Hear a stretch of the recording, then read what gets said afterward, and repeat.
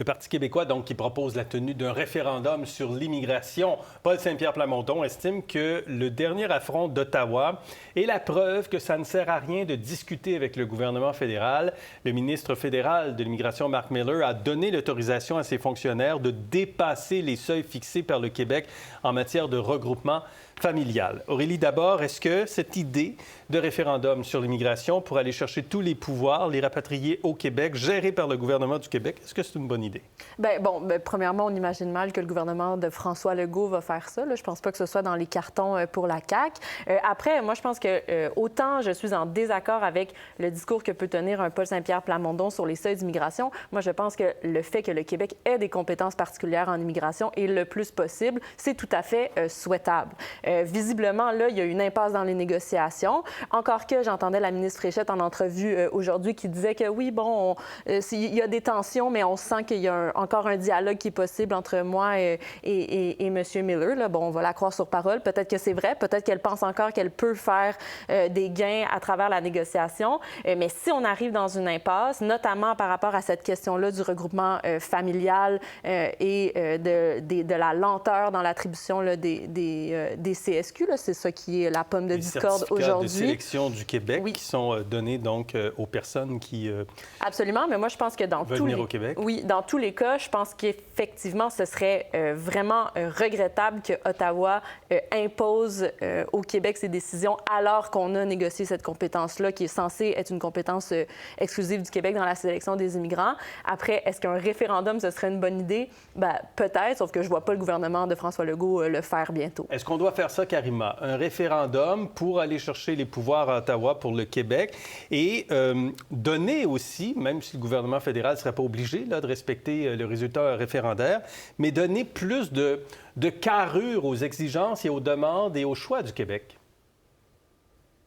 Bien, ça serait en fait l'objectif parce qu'on a vu que le gouvernement de la CAQ a fait plusieurs demandes et souvent, bien, ce but à un non d'Ottawa. Donc, de faire un référendum, bon, moi, je trouve que c'est un beau mot, un référendum. En fait, c'est quoi? On a souvent démonisé un petit peu. On sait que c'est très chargé au Canada, au Québec, autour du référendum. Mais au fond, un référendum, c'est quoi? C'est de donner la parole au peuple, de leur redonner une voix sur des questions fondamentales. Et dans ce cas-ci, si c'est de dire, bien, est-ce qu'on devrait finalement avoir vraiment tous nos pouvoirs en matière d'immigration? Bien, pourquoi pas? Moi, je pense que tout à fait, c'est une façon, en fait, de consulter la population et effectivement d'essayer d'augmenter le rapport de force avec Ottawa parce qu'il y a ça aussi, je pense fondamentalement, c'est que les objectifs sont très différents. Quand on regarde les objectifs finalement d'Ottawa, souvent c'est toujours plus en matière d'immigration, de seuil d'immigration. Et le Québec dit attention, écoutez, bon, par exemple, quand on a vu la dernière fois le fameux milliard de dollars que ça a coûté, que le fédéral ne voulait pas rembourser vraiment. Pour les demandeurs d'asile. Oui, c'est ça, dans la catégorie demandeurs d'asile qui a remboursé à peu près 10 Donc, on voit qu'il y a ces disparités, si vous voulez, entre les objectifs du Québec, les ressources aussi, les demandes en disant « aidez-nous », finalement, ça n'arrive pas toujours. Alors, bon, un référendum, ça peut être une avenue de plus. OK. Antoine, qu'est-ce que vous en pensez? Organiser un référendum sur l'immigration, c'est comme vouloir écraser une mouche avec un marteau. Franchement. Puis c'est une mesure exceptionnelle, c'est un mécanisme exceptionnel dans une démocratie, un référendum dont on peut se servir, mais à deux conditions. Un, il faut que la participation soit élevée. Deux, il faut que le résultat soit clair et net. Et je ne suis pas sûr que c'est la meilleure initiative. Moi, Pourquoi? Je suis perplexe. Je suis perplexe parce qu'il y a des mécanismes qui existent actuellement. D'abord, il y a un problème dans l'attitude et du gouvernement fédéral et du gouvernement du Québec. Je reviens à l'entente Canada-Québec. Il y a l'article 33 qui dit clairement, je l'ai noté parce que je trouve curieux que la ministre Fréchette ne l'ait pas invoqué ou que M. Miller non plus ne l'ait pas évoqué pour renégocier la politique migratoire. L'article 33 dit, le présent accord peut être réouvert à la demande d'une des deux parties avec un préavis d'au moins 6 mois. Alors, accord Canada-Québec depuis 1991 sur l'immigration. Alors, il y a des mécanismes qui leur permettent de le faire.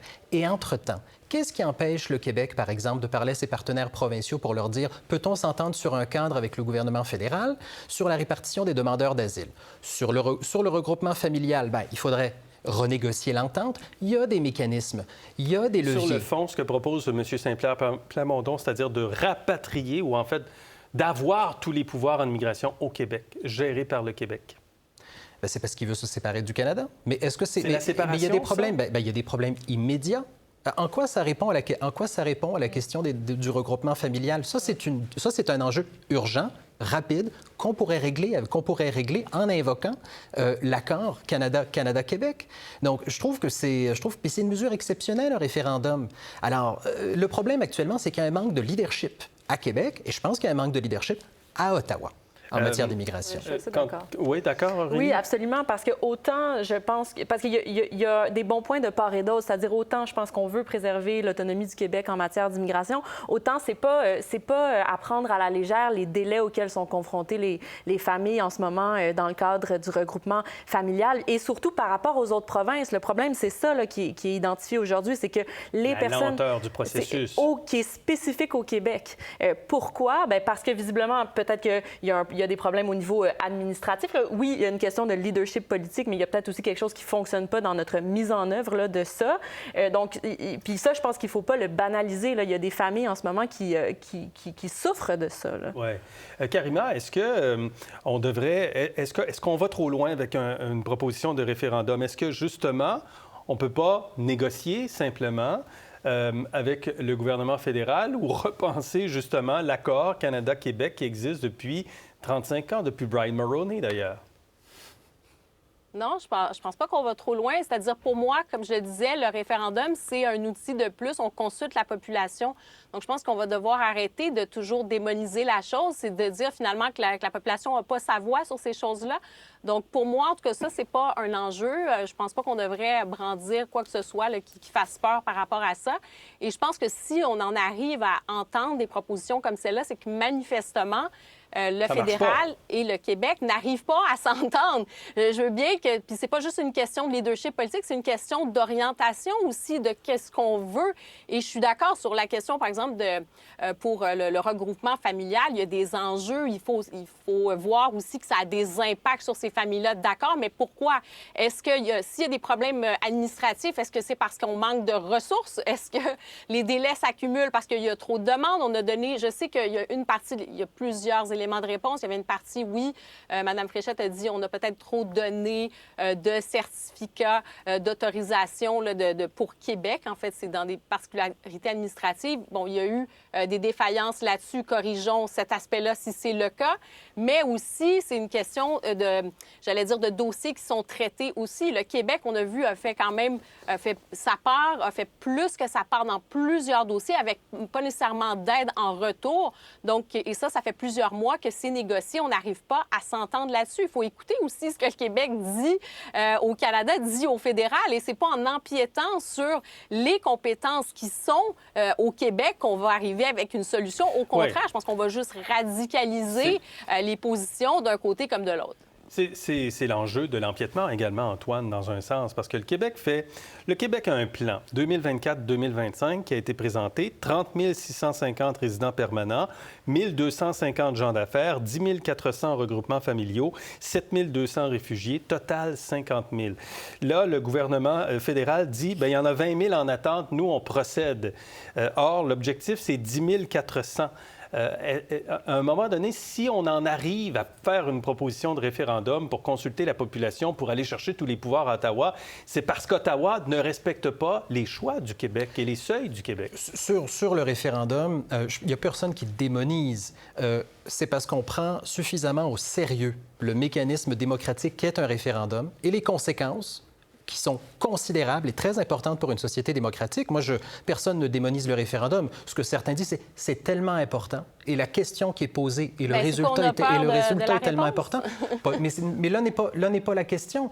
C'est que ça répond pas à l'urgence qui est de gérer adéquatement la question du regroupement familial. Si on faisait un référendum et que les Québécois disaient oui, on veut rapatrier les pouvoirs en immigration, est-ce qu'on le fait? Est-ce que le Québec le demande? Est-ce que le gouvernement fédéral concède à ça?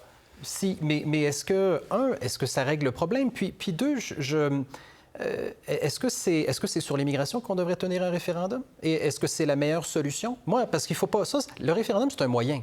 La question, c'est, a-t-on une politique migratoire au Québec, au Canada, digne de ce nom, avec une vision qui est claire? Quand le Québec dit on a besoin davantage de ressources sur les demandeurs d'asile, il a raison. Pour voir nos émissions en entier, rendez-vous sur la chaîne Ici RDI.